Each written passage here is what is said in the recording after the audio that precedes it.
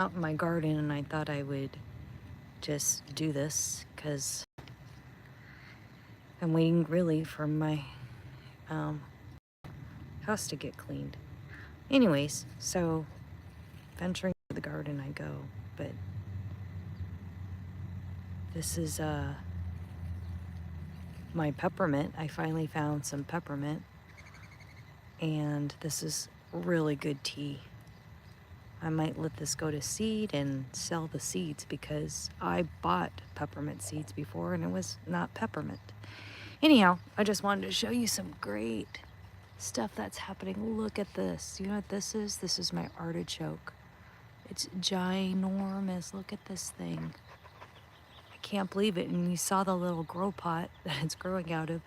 I really, oh, look at it. I'm getting an artichoke. I really hope that the gophers don't get to it. They could eat through a fabric pot. But this thing is ginormous. I think there's like 3 plants in here. Crazy, right? And I don't even fertilize. I just really make the soil out of the wood chips. See, like this? And you could see how huge things grow. But I may do some worm composting, but really that's like, I'm such a lazy gardener that I just find worms and put stuff like that I've already harvested in even like a container like this. And so this is some nasturtium I dug up for my friend. She said she wanted some, so I found some baby ones. And then I started to plant sweet peas. So here's some sweet peas. I have to cover them because otherwise the birds, they dig them out. So I have to cover them. And these are snapdragons. I just took cuttings and stuck them in. But eventually this will all be sweet peas.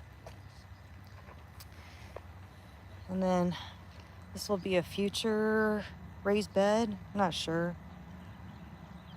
Right here, I've got a volunteer tomato. And look at all these freesias. Freesias smell so good. Look how pretty.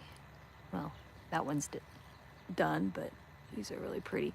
I keep them in because I'm letting them go to seed. So things are growing. Oh, and here's my eggplant. Okay, and the ants are kind of crawling around. So what I did was someone said if they took an orange and you like rub it on the woody parts, the ants, they don't like that. So I've done that, and I'm kind of watching the ants and making sure that they don't go, well, I don't know. I did it on this one, this piece of wood, and the ants crawling. So we'll see, but I'm also going to try to do a spray because this is a eggplant. Look how huge this thing is from last year. And look, I'm already getting eggplants. And I've got like 3 or 4, maybe even 5 of them. Oh, yeah, like 5 growing already on this thing. And it's pretty early for me for eggplants. Usually it's a September thing. But we have mild winters. I'm in Southern California, so we really don't get frost where I'm at.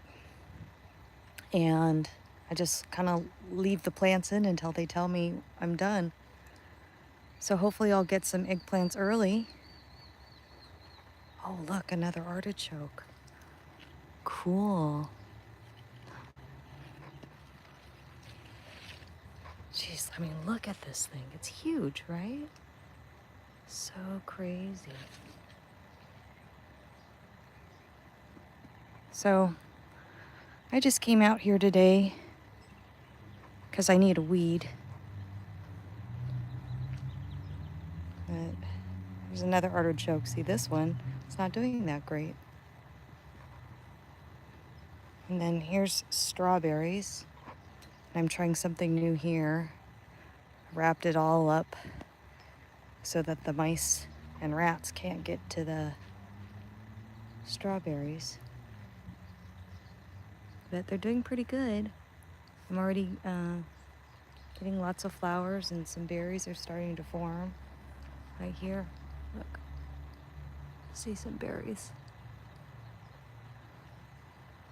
And then more sweet peas. Oh, look at that. Something's growing there. That's a dahlia. And this is a flower pot that I planted in the fall. And oh, my sweet peas. First flowers of the year. Oh, if you don't grow sweet peas, you should. They smell so good. And look how pretty these snapdragons are. This all grew from seed. This is going to be a hollyhock. But because I planted it in such a small container, it'll grow small, which yay, because these things, if you grow them in the ground, they get so big. And they're pretty, but they're a pain to dig out. And then you want to see a super bloom? Look at this. This is California poppies. And then I kind of just let them grow. You see all those right there? Yeah, and these are fruit trees. So hopefully that's peach, apricot, pear, and cherries. Those three are cherries. These have been in the ground for a while, and I've gotten one cherry out of it, but so that one, the tiny one in the back right there, that's a variety that somebody in my area said that they got cherries. So I got lots of weeding to do, all this stuff right here in the pathways. I need weed, and it's overcast today, so I thought I'd do that. But I've never done a live before on YouTube, so I'm just trying this out. But look at the nasturtium. Oh my gosh, they're going like crazy. So this is just a little community garden. We have lots of gophers. This is another plot I have. This is going to be ranunculus. And more sweet peas. Here's one from last year. And this snapdragon, oh my gosh, this is probably 5 years old. Continuous blooms. I'm not exaggerating. There's always something blooming on this snapdragon. It's a magic snapdragon. Never not blooming. So I just keep it because it's happy. And then I got my tomatoes planted already. And then I got some basil next to the tomato because they're supposed to be a good companion plant. And then these are carrots that I planted in 5-gallon containers. They're doing really good. These were all just reseeded volunteers that were growing, and I just dug them up and transplanted in here because harvesting will be a lot easier growing it this way, and we also have the gophers, so this way it's like a gopher proof method, and then I can just dump it out. I don't have to worry about breaking the carrots. Simple way of doing it. And then more tomatoes. I don't know if this one's sick. I was thinking about taking it out. But then I'm trying this new thing. I saw this copper wire. I think it's called electroculture. Anyways, we'll see. They take copper wire, wrap it around. I actually had the copper wire, so I'm just trying it out, seeing if it helps. So I stuck it in these two places, and I didn't put it in there, so it's like at my control. But then over here, I got more ranunculus. Looks like a sweet pea is gonna grow. Freesias, garlic. Gophers don't like garlic, so you can plant them wherever. And then this is my sugar snap pea. And this has been growing really well. I mean, it's almost done, but I've gotten a consistent amount of peas from them. They're really good, really sweet. Oh, something's eating it. But I have to wrap it so that nothing gets to it. This is probably an insect. But I've gotten so much harvest from this thing. I've learned that you don't need to plant a lot. I try not to overplant because then I have stress out about what to do with all the extra stuff and try to give it away, and not everybody wants it. And then after I say that, look, here's my little tomatoes that I started from seeds a couple months ago. And the labels erased off, so I have no idea, but I'll share some of these seedlings with my fellow gardeners. And then these are peppers, and I had to cover them because the grasshopper was eating them. I don't want the roly-poly in there. These things are great for breaking down your soil, and they actually will cleanse your soil. So I don't want to get rid of them, but I don't want them near young seedlings because they will eat them. And here's another gopher safe crop. This is Swiss chard. I just grow it because it's pretty. And here's my seedlings. I have to cover everything. More peppers. And then this will be flowers, peonies and stuff like that. And then this is gonna be sweet potatoes, some carrots, some onions, dahlias. I would try to put a lot of flowers. This thyme that volunteered. And then here's a strawberry patch. Last year I got so many strawberries from this thing. It was crazy. So I'm hoping to replicate it. And then I made this raspberry patch. And I got smart. Uh-oh. Look at that gopher. They usually will leave the berries alone. So I'm not worried about that, but oh, I'm so sick of killing the gophers.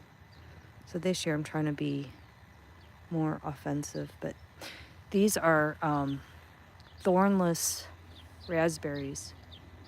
I finally got smart and planted the thornless variety. So I just got them maybe a month ago and planted them from Burpee, and they're doing really good. They were just these dead sticks when I got them in the mail. And this is celery, and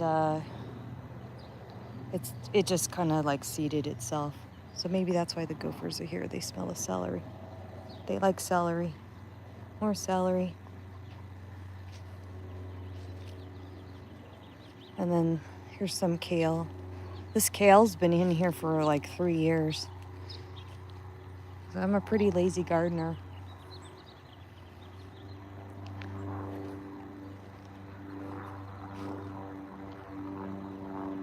And what else? This is a lemon verbena, which turned into a tree. It's an herb. And I was gonna dig it out of there, but one of the gardeners wanted to take cuttings, so I kind of kept it in. But if she doesn't take it, I will be knocking that out. Some more strawberries, thyme. rosemary, lemongrass. Okay, so this plot, this is grape and onion. I always try to interplant because it's getting watered. So you might as well try to maximize everything. And then this is garlic and borage. And borage is a great pollinator because it attracts the bees. So I always try to let the borage grow. And the flowers are edible and it's a medicinal kind of thing. And this is a planter box. I made these 2 planter boxes this year. And this is, I think, beets. And I have to cover these because if you don't cover stuff, they get eaten. So, but as it gets bigger, I'll use a bigger cover. And then I've got, I got onions, but whenever your onions do this, they're not going to grow anymore. So you should just pull them out. This is the seed. And yeah, I've learned over the years, it's just not worth it. So I could still use this for the greens. And there's a little onion that's growing. That's okay. I have lots of volunteers I could put in here in its place.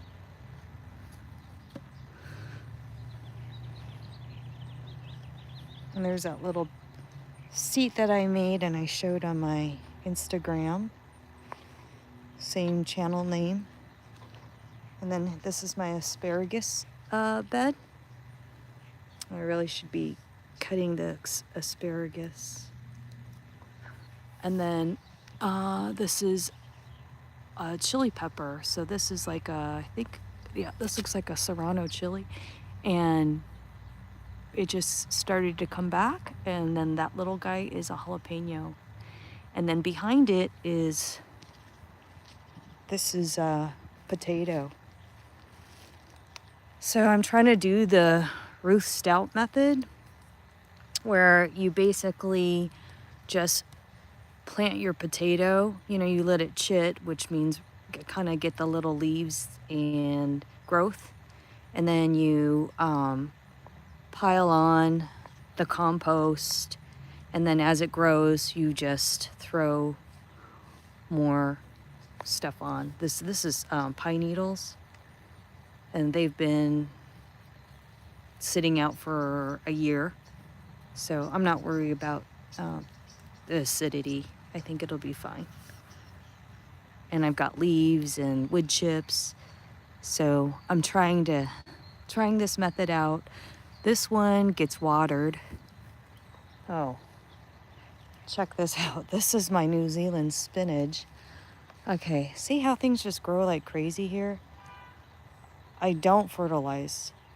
And this thing is nuts. And I cut from this thing all the time.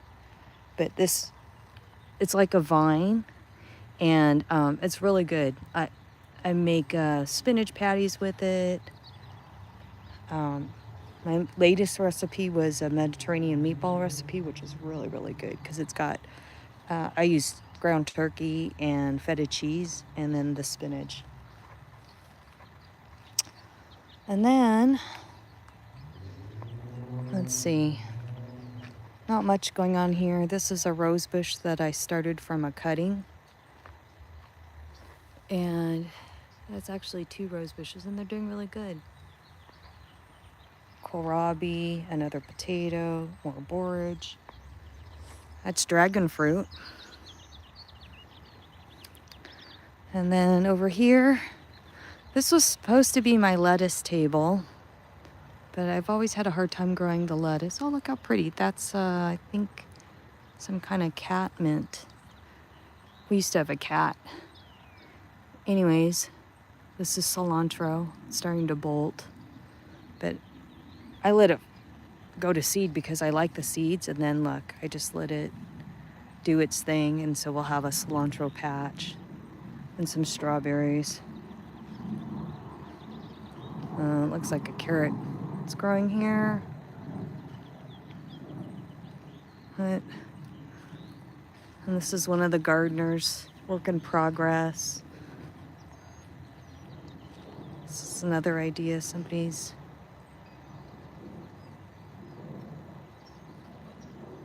Garden plot. Cute.